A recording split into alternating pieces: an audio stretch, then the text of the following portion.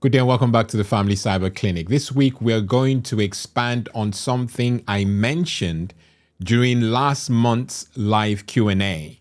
I said that it was important that we had up-to-date contact lists. And I said I was going to discuss the benefits and the potential risks associated with contact lists during one of our weekly shows. And that's exactly what I'm doing today. Now, I'm going to be as simplistic and as basic as I can so that the layman or laywoman, even lay child, will understand exactly what I am talking about.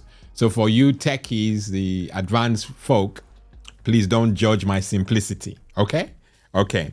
So a contact list is basically a collation. You've collected names, addresses, possible birth dates of people you know, and you are saving it onto your phone with a label being a first name or the name that you regularly refer or use to identify this person.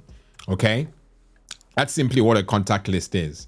The smartphones we have affords us the opportunity to be able to do that in a very detailed way and in a way, an efficient way. So you're able to put down someone's first name, last name, home phone, work phone, birth date, and basically just mentioning birth date. That allows you to remember, if you dig further, I should say, allows you manage a lot about the person that you have collected that information about. Okay? So a contact list is simply a list of addresses and all that stuff of individuals that you know. Okay? Now, this is not only restricted to phones or SMSs. You also can extend it to email. So you have a contact list for your email contacts. Okay? These are all very vital. And I think I had a brainwave during the live Q&A and I thought, really, we have to expand on this.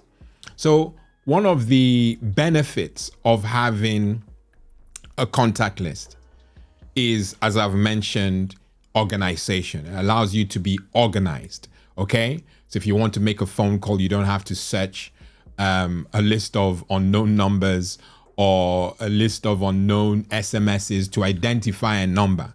You just put in your search, just put the first name, a name that you are, familiar with, and the name will pop up and you can make a call or send an email and so forth and so on.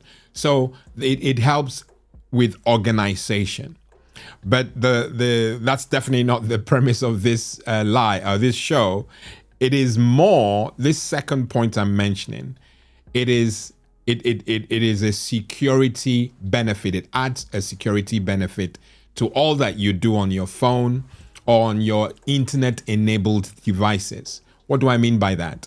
Okay, so on your phone, and I will demo it as best as I can on the phone, the iPhone. I better do that now, okay? Let me go to the iPhone and show you one of the benefits that I know we have.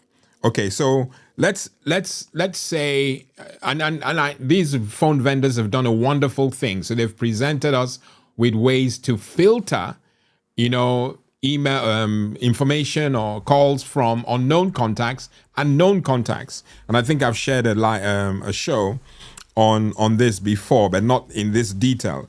So if you go to your SMS app, for example, okay, you can see the breakdown there. And this is the point I'm trying to make. In what you're seeing there now, you have all messages, known senders, unknown senders, and unread messages. The question you must ask yourself is, how does the iPhone know your known senders? Okay?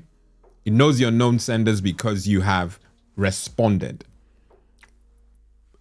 9 times out of 10, I'm certain that's one of the criterion, whatever. English is not my friend today. But ultimately, known senders will be people that you've dialogued with. And so it's safe to dialogue with them again. But you also have unknown senders. And unknown senders will be people that there's no history of you, communicating with them.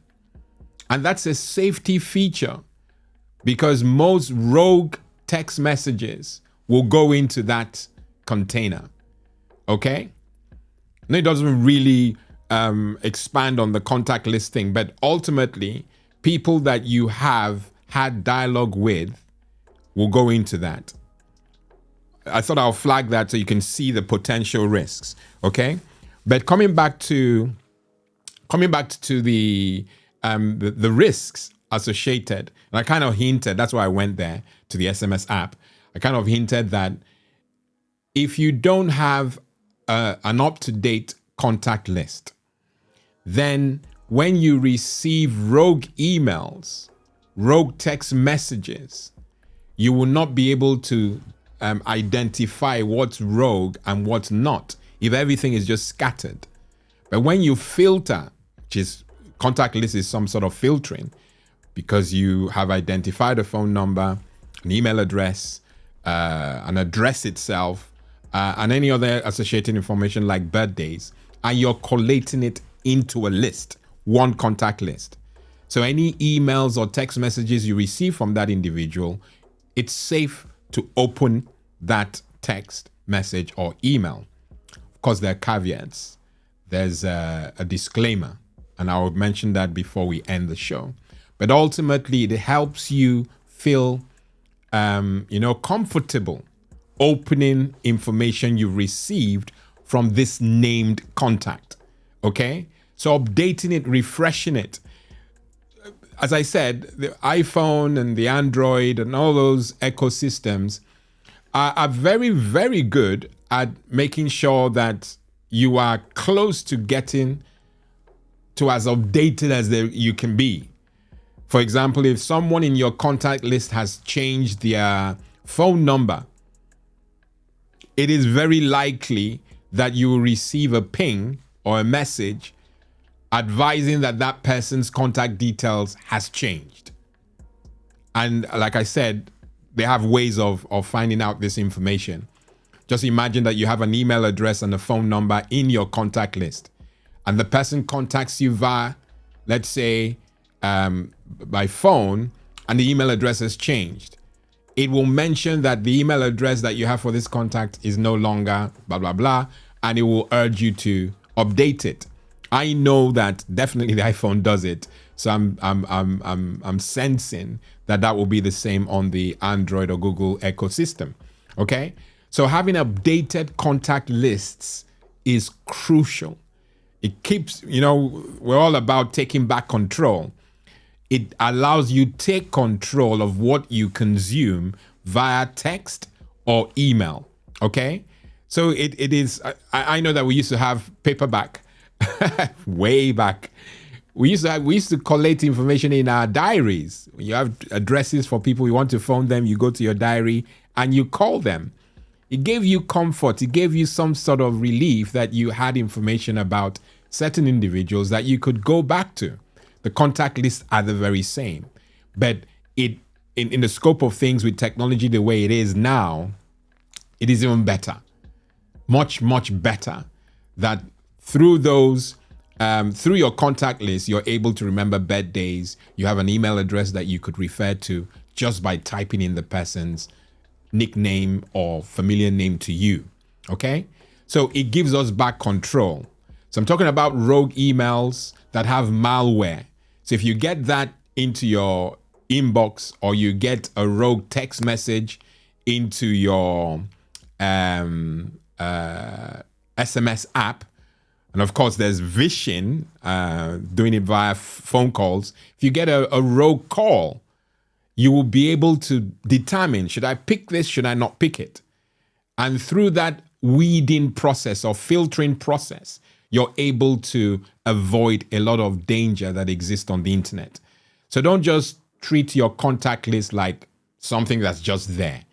Be detailed, okay? Go to your contact list now. I mean, we could go to... Well, I don't know that I can do that. I don't know. I haven't prepared for that, but I'm thinking that if you go to a contact list that you have on your phone, And you can simply, I'm just going to show you how to get there on the iPhone. If you go there on the iPhone to your phone, you have contacts. Okay. And these are your contacts. You could just open any contact there. Okay. Any. And you can update the information by clicking on edit, like I've just done. Okay. And you can see that you can update email, company, last name, you know, and I know further down you have birthdays, you have related names, social profile. There's so much information you can put here. And I can tell you that if you do this right, that you would be able to use this for other things that will help organize your life. Okay. So apart from the organization, the administration of your information and all that it provides and affords you, the security benefit is huge. Okay.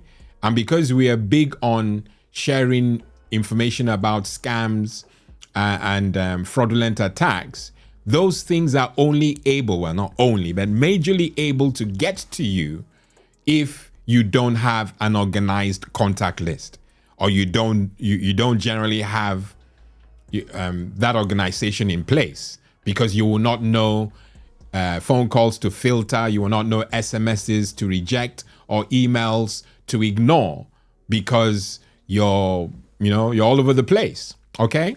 So like I said, I just wanted to expand on what we had hinted during the live Q&A. And I'm sure, because as I felt then, because there was a brain wave that I got, this will benefit one person, because I want more, but there'll be one person who will take this to task and reap the benefits thereof. I've been your host, Lawrence Edem. Until next week, God bless and goodbye. Thank you.